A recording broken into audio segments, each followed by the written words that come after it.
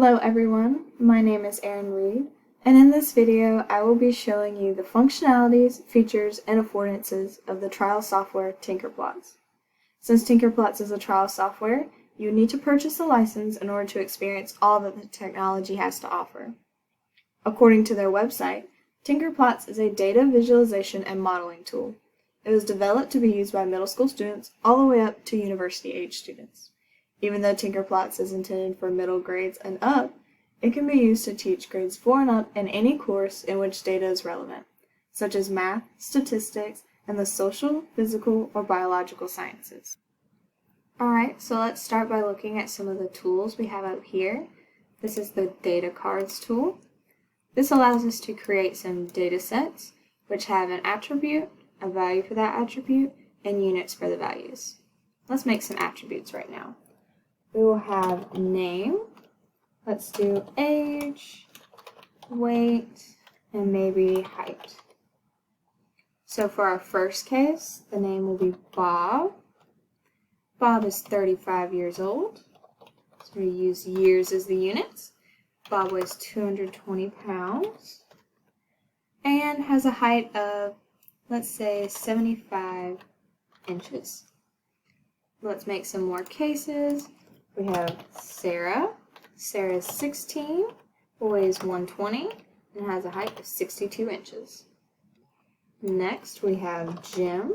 Jim is 50 years old, weighs 185, and has a height of 68 inches. Let's do a couple more. Lola. Lola is 28, weighs 150, and has a height of 67 inches. One more case. Let's have Tim. Tim is 45. Tim weighs 190 and has a height of 70 inches. So now once we have our cases, we bring out a table. In the table we can also see our cases that we've created. The columns show the attributes and then the rows show the case numbers. So once we have our table, we can look and let's create a plot. On the plot is where we can see all of our cases. For example, this circle over here represents Lola. We can actually change that to like a square if we'd like to. Or we could use value bars, but I'm going to keep it as a circle for now.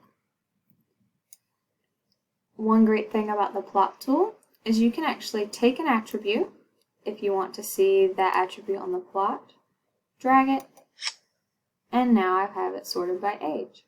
I can even pull these points if I want to separate it a bit more. Now I have sort of age categories that I put it in. Let's shrink it down a little bit. And let's say I wanted to stack these so I can see them a little bit better. When you stack them, you actually see the counts produced over here. This would be more helpful if we have a larger data set. And so we have the counts over here. If I wanted to show the counts for each range that I have, I can select the N up here, which shows the case count. So for example, we have 1 in each of these ranges, 2 in this range. I can even click and show the percentages. And if I wanted, I could find the mean. I can actually show the numerical value. So for the mean age for this data set is 34.8. I can also show the median, which is 35. I'm gonna get rid of the median for a little bit. And you can actually compare attributes if you would like. So you have kind of your X attribute here, your Y attribute here. So right now I'm comparing the age in years to the height in inches. So that is just some of the features of the first 3 tools. Now I'm going to, let's see, delete some of these so I can show you the sampler tool. So with the sampler tool, you can design and run probability simulations. For example, we all know those questions where it's like different colored marbles in a bag, you have to pick one out. So let's try to simulate that. We'll have them draw one at a time. We'll have 3 green marbles, maybe 2 blue, and a red marble. I want them to repeat 10 times, and then I can run the simulation. I can speed it up if I'd like to, just make it go a little bit faster. You can also slow it down. And now I have the results of the sampler in a table. I can also plot this. Now that I have it plotted, let's see if I can move some of these around, kind of separate them out a little bit. There we go, that'll help. And so now we have all the times G was selected. Okay, now we have all of our cases. We have R, B, and G. I can use the number counts to see, oh, R was chosen 1 out of 10 times, B was chosen 3, G was chosen 6. I can also show the percentages on the plot. And the mixer portion of the sampler tool is not the only option we have. We can also do stacks. Drag and drop it. As you can see, we have 3 stacks in green, 2 in blue, 1 in red. We have the spinner tool. It works the same. It's kind of like a pie chart. Or we could have bars. I'm going to do an example with the spinner tool. Run it, and see this time it ran super fast, got all of our data. And this time we had 8 in B and only 2 in green.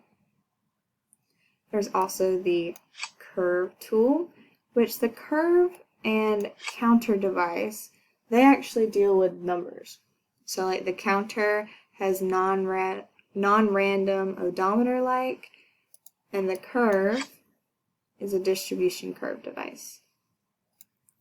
Lastly, we have the text tool here, which the text tool you can use just like most text tools. You can type into it. So if I wanted to have students put their name on this document, put the date, I can type that in here. I can type a question like, how was your day?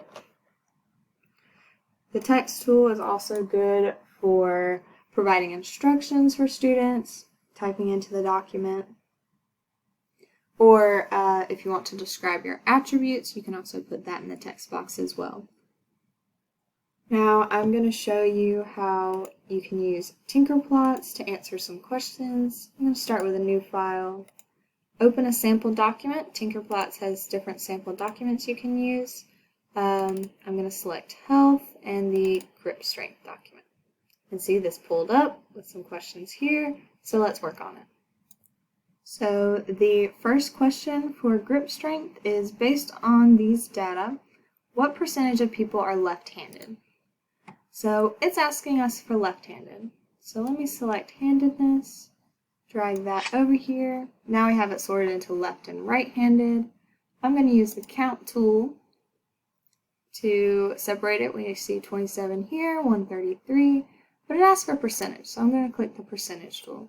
And I can see we have 17% here. So I'm going to answer the question. It says 17% of people are left-handed. Now the next question is, some people choose to use their non-dominant hand. Did they tend to get higher or lower force measurements than those who use their dominant hand? So this question is asking us for force and for non-dominant hand. I'm going to take force, I'm going to put that on the X. So now it's sorted into 0 to 300 and then 300 to 600, and that's in newtons, which we can see in our attribute description here. And then next I'm going to select grip hand dominant. Now that I've done that, I'm going to drag my points around a little bit, so hopefully it'll make it a little easier to see. Now this is still a little too cluttered for my liking, so what I'm going to do is go up here to hats. I'm going to select box plot. I'm going to keep dragging this out a little bit. Hopefully I can get a box plot to come up. There we go. I'm also going to stack these values, get them off of it. And I'm going to use the mean to try and answer this question, the numeric value. Now the question is asking for people who use their non-dominant hand, do they tend to get higher or lower force measurements than those who use their dominant hand? So here, all these green is for people who do not use their dominant hand, so their non-dominant hand. And here, all the purple is people who do use their dominant hand.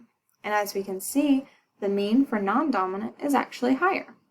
So for this question, I can say higher.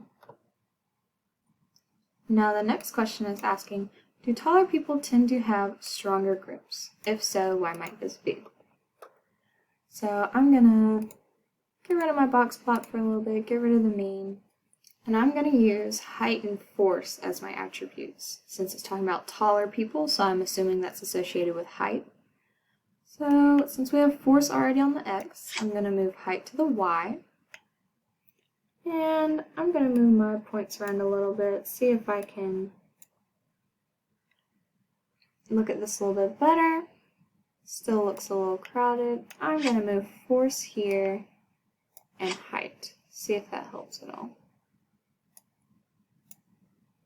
Yes. And I can kind of see there seems to be a trend where the taller you are, the stronger your grip strength. So for this question, I can say yes. Taller people tend to have stronger grips. And why might this be? It might be due to if you're taller, usually you weigh a little bit more, so you have more weight, maybe that's more force. Let me fix my typo right here. And so now for this last question, I'm going to actually change this. I want to work with box plots a little bit more. So I'm going to have it ask, what is the interquartile range, or IQR, for force? So I'm going to move force to my x. I'm going to actually remove this y attribute. And to make the interquartile range, I want a box plot. For this, I'm going to show any outliers. It doesn't seem like there is any. I can use the vertical reference line to see kind of where my Q1 and Q3 would be. Looks like Q3 is at 276, Q1 is at 125. So that means the IQR would actually be 151. And let's say we ask students, what does this mean in terms of this question, in terms of force? And that means that 50% of the people who were surveyed have grip strength between 125 and 276. Now, this is it for this example problem, but to talk about Tinkerplots as a technology tool, in the case of math, I think it is best for use in statistics and probability.